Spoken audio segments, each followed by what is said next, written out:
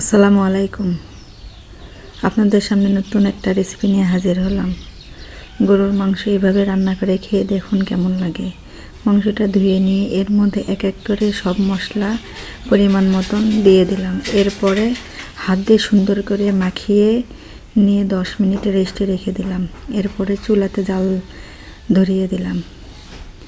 এরপরে মাংসগুলো ভালো করে কষিয়ে নিচ্ছি মশলার সঙ্গে। মাংস থেকে সামান্য করে পানি ছেড়ে দিয়েছে, আপনারা দেখতেই পাইতেছেন।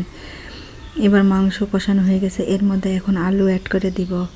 আলু হলো অপশনাল, আপনারা ইচ্ছা করলে দিতে পারেন, না ইচ্ছা করলে নাও দিতে পারেন। এখন আমি ঝোলের পানি দিয়ে দিয়েছি। আমার তরকারি হয়ে গেছে, এখন আমি এটা বাগার দিব। পেঁয়াজ কুচি দিয়ে একটা বাগার দেব। এই বাগারটা দিলে তরকারির একটা অসাধারণ ফ্লেভার আসে। আপনারা একদিন হলেও ট্রাই করুন। আজকে এই পর্যন্ত। আল্লাহ হাফেজ।